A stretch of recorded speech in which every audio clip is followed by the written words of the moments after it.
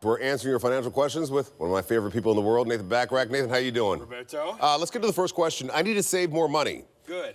I've already cut back on eating out and other splurges. I thought there was eating. Right? Yeah. What else can I do? Yeah, well, let's try this. I like to go after the big things, the things that you go, I can never do anything about that. So let's talk about housing, transportation, and food. Okay. We'll start with food, coupons.com. You know, stay away from the perimeter when you go into a Kroger or an IGA or someplace. Okay. That is where all the expensive stuff is. The cheaper stuff is in the middle. Let's talk about housing for a minute. Your car insurance. Raise your deductible. Yeah. So if you got a $500 deductible, raise that deductible on everything in your house to $1,000. Now, as you save money, put that money away because guess what? You might actually need it someday. You have a claim about once every 7 years, I gotta tell you. And then all of a sudden, I'll bet you save $500, $600 by just raising that deductible. And you always say, like, you should go in and negotiate with your cable provider, correct? Well, yeah, I'm in the midst of doing that now. How's it going?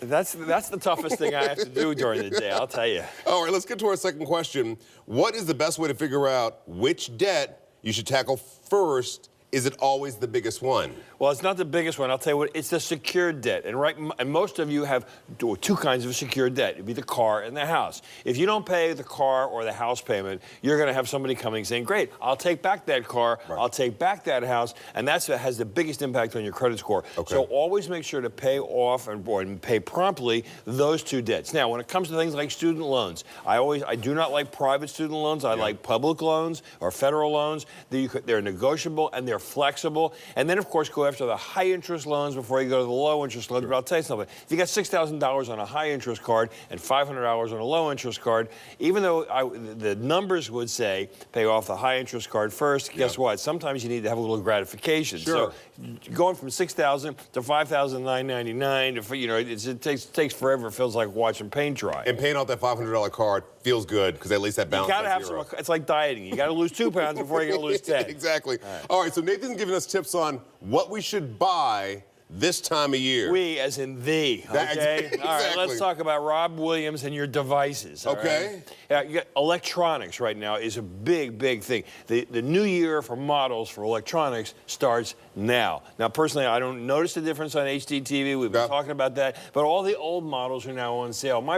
If you can tell the difference when you walk into somebody's home, oh, I love your 2015 HDTV, you can't tell. You can't tell. No.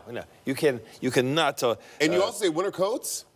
I should have brought mine in. 3 or 4 years ago, we had a warm winter. Yeah. I went in to see my friend Jeff Biesacker at Hunt Cub Clothing. Okay. And he had this beautiful coat, and I wanted it, but I was not going to pay the price. He had a bunch of them there. I said, okay, how about 30% off? How about 40% off? How about 50% off? You're like going, hey. Because guess what? Yeah, so I finally got a really nice coat, and I didn't pay a lot of money for it. So right now is the time to go look for the winter coats.